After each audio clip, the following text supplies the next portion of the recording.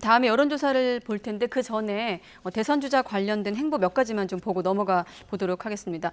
먼저 윤석열 캠프 현역 의원 포함해서 14명의 추가 인선을 발표를 했는데 좀 눈에 띄는 인물이 있습니다. 언론특보 이진숙 전 MBC 사장, 대전 MBC 사장 아니겠습니까? 어떻게 평가하십니까? 그렇죠. 뭐 지금 언론 인사들 관련된 인사들을 많이 이렇게 영입을 하고 있는 것 같아요. 그리고 지금 특징은 윤석열 전 총장 캠프의 어떤 특징은 지금 TV에 우리 같이 이렇게 평론하시는 분들을 많이 모셔가더라고요. 네.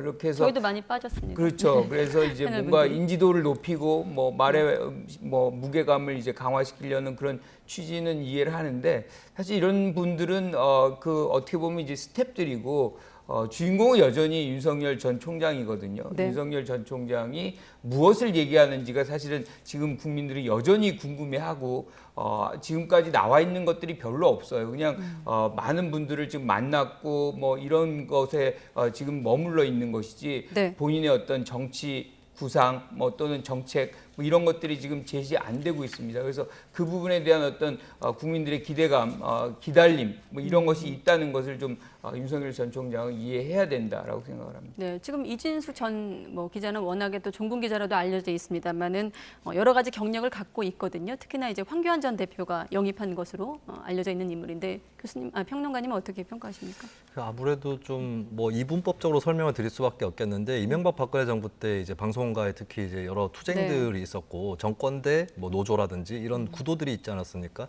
그 구도에서 봤을 때 이제 노조 입장에서 봤을 때는 뭐 정권 편이라고 비춰졌던 그 사측의 대변인 역할을 네, 했던 그렇게 인물이거든요. 평가를 받았던 기자죠. 근데 그 전에 이제 사실 황교안 대표 체제에서 영입이 됐던 것은 어떻게 보면은 황교안 대표의 색채라든지 또 그때의 미래통합당의 색채 여기에 굉장히 부합한다라고 볼 수도 있었던 부분인데 윤석열 전 총장 같은 경우는 원래 그 당의 출신은 아니거든요. 새로 들어간 인물이고 네. 그리고 뭐 최근에 여러 가지의 평가들이 좀 나뉘어지고 있긴 하지만은 사실은 유력 대선 주자로 떠오르는 동안에는 어느 정도 중도적인 이미지가 있었어요. 예, 그런 이미지였는데 최근에서는 이제 보수 색채가 점점 뚜렷해지고 또 반문 이런 코드가 강화되는 과정인데 글쎄요 뭐 그 효과에 대해서 이르게 판단할 수는 없겠지만 어쨌든 그 색채를 더 강화하는 그런 계기가 되지 않을까 그렇게 보여집니다. 네. 이재명 지사 같은 경우는 지금 어쨌든 지사직 유지 논란을 상대 어떤 예비 후보들한테 받고 있는 상황인데 지금 보면 경기도 산하기관 임원 임명 문제로 좀 논란이 일고 있습니다. 조금 더 구체적으로 사건을 설명하면 이제 가짜 대학생을 경찰 프락치로 의심하고 사망케 한 가해자를 이제 선임해서 논란이 됐거든요. 근데 경기도의 해명은 사실 채용할 때 그런 어떤 사항을 네. 모르고 있었다. 사실 조사를 할 때 그게 드러나지 않았다라고 얘기를 하고 곧바로 이 사실이 알려지면서 사표를 썼다라고 예. 정리를 지금 하고 있거든요. 그런데 우리가 이 문제도 계속해서 이렇게 경기도 인사와 관련해 가지고 얘기들이 이어지고 있잖아요. 네.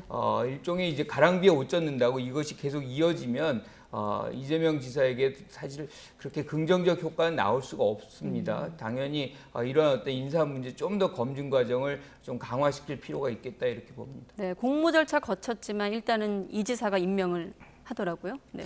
이것은 좀 일파만파의 여지가 있어 보입니다. 왜냐하면 일단은 이 사건 자체가 좀 충격적인 게 1990년대 학생운동이 결정적으로 몰락하게 된 계기는 사실은 많은 분들이 꼽으시는 한총련 사태, 96년의 한총련 사태가 아니라 그 이듬해 있었던 치사 사건 두 건이었거든요. 이런 것들이 그 당시 학생운동이 굉장히 어두운 그림자로 인식이 되면서 결정적인 조직적 학생운동의 몰락으로 이어졌는데 이 지사 캠프나 이쪽 주변에 보면 이제 90년대 학생운동 출신들이 또 좀 포진을 해 들어가는 그런 추세입니다. 그러니까 86세대 시대에서 뭐 이재명 시대에서는 90년대 학번의 시대인가라고 그렇게 얘기가 나올 정도인데 그렇다면 이쪽 라인에 너무 지나치게 의존하고 있는 것이 아니냐라고 하는 이런 의문들이 또 나올 수 있고 또 이들의 학생운동 시절의 행적이라든지 이런 부분들이 국민들이 봤을 때 글쎄 이게 민주주의 운동인가 싶은 그런 부분이 또 있을 수도 있는 거거든요. 그런 쪽으로 좀 퍼질 가능성이 있고 이게 무엇보다도 민주당 지지층 내부에서도 인터넷 공간이라든지 이쪽에서도 논란이 크게 되고 있습니다. 이런 부분은 좀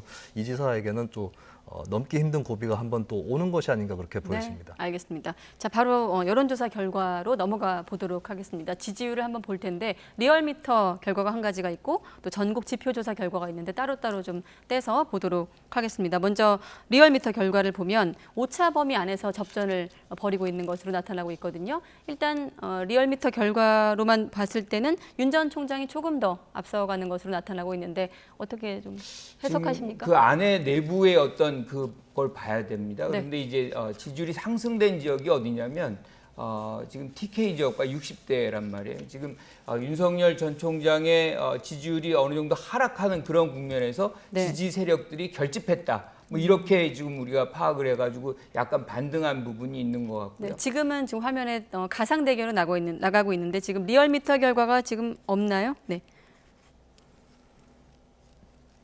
네, 전반적으로 좀 윤 전 총장이 하락세를 보였는데 지금 나가고 있죠. 선호도 그렇죠. 추이. 네. 이 부분에서 지금 말씀드린 대로 어느 정도 이제 지지 세력들이 결집하는 그런 모습이고 예. 이재명 지사 같은 경우는 사실 조금 하락을 했어요. 이 부분은 황교익 씨에 관련된 부분들이 조금 영향을 미쳤다고 볼 수 있는데 크게 지금 변동 사항이 지금 발생이 안 되고 있다는 거는 여전히 양강 구도가 지금 유지되고 있다 이렇게 평가를 해야 될 것 같습니다. 네, 저는 이 사람 이름이 그렇게 의미가 없는 조사들이 많다는 생각이 들어요. 무슨 얘기냐면 네. 대선 구도 자체가 상당히 굳어져 있는 상태입니다. 그게 조금씩 요동을 쳐가지고 여론조사에서 차이는 나고 있지만 예. 결국에 마음을 굳힌 사람들이 누가 나오든 이쪽이 아니면 저쪽을 찍겠다 이런 생각들을 많이 갖고 계시는 것 같고요. 그리고 물론 이제 중도층, 무당층도 있습니다. 그리고 그분들이 봤을 때는 지금 뭐 좋은 의미든 나쁜 의미든 간에 도저히 우열을 가릴 수 없다. 그때그때 생각들이 달라지는 그런 미세한 요동들 이런 것들이 좀 느껴지는 조사인 것 같고 네. 저는 저는 그래서 이제 국민분들도 여론조사를 보실 때 어떤 딱 카메라로 찍은 듯한 일순간 멈춰 있는 듯한 이 여론조사를 보기보다는 그 추세라든지 그리고 그 변화 이런 것들을 좀 같이 더불어서 보시는 것이 조금 더 도움이 되실 거다 이렇게 생각을 합니다. 네. 다른 조사 결과도 한번 볼까요? 네.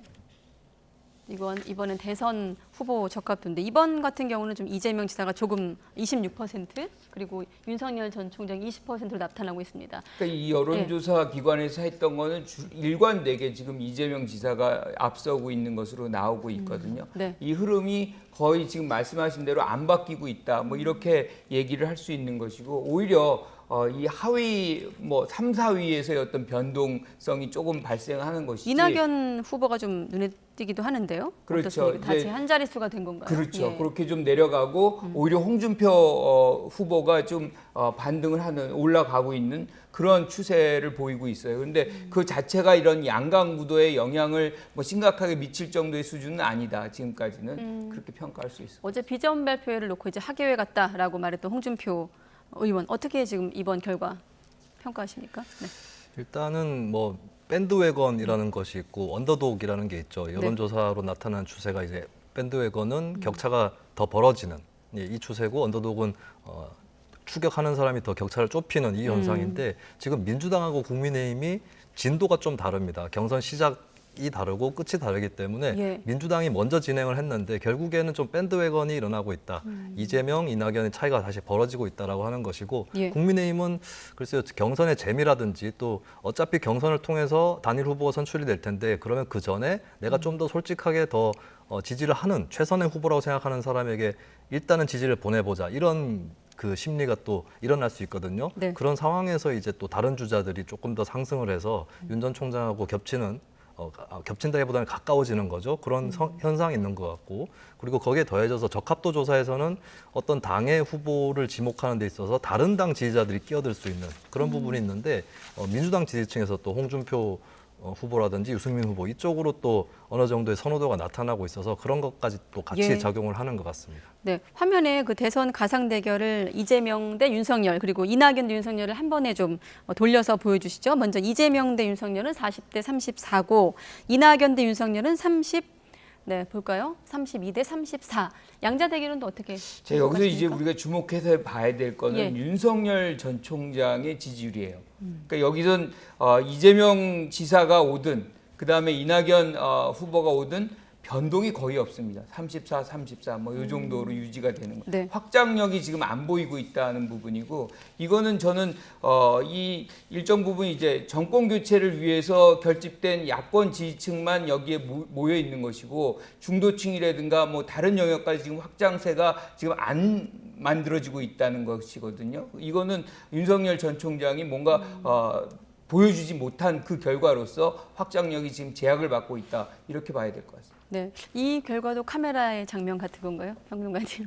네, 근데 근본적인 구도를 반영하고 있다는 생각은 들고요. 근데 윤 전 총장이 여기서 좀 불리한 부분은 있습니다. 왜냐하면 여당 쪽은 어쨌든 치열한 경쟁을 통해서 국민들의 스포트라이트를 많이 받았기 때문에 아무래도 이낙연 후보 포함해가지고 조금 더 상승세라든지 양자 대결에서는 그런 효과가 있는 반면에 네. 국민의힘은 아직까지는 민주당만큼 치열하지는 않거든요. 그런 것들이 반영이 돼 있다는 거고 글쎄 윤 전 총장 입장에서는 홍준표, 유승민 같은 추격 주자들을 잘 활용할 필요가 있습니다. 오히려 굉장히 경쟁을 치열하게 끌어올린다면은 양자 대결에서 경쟁력도 더 올라갈 가능성은 있다 이렇게 판단을 하고 있습니다. 자, 여론조사 관련해서 각 당의 대표에 대한 평가도 좀 보고 다음 주제 간단히 넘어가도록 하겠습니다. 먼저 민주당 송영길 대표의 직무 수행 평가에 대한 조사 결과인데 어떻습니까? 부정 평가가 조금 더 늘었어요. 어떤 것들이 어제는 뭐 언론중재법 관련해서 뭣도 모르고 발언이 뭐 예. 물론 이 조사 결과에 반영되지는 않았겠습니다만은 네. 저는 일단 기본적으로 이제 당 후보들 간의 어떤 네거티브 공방이 굉장히 심하게 전개된 부분이 있었습니다. 예.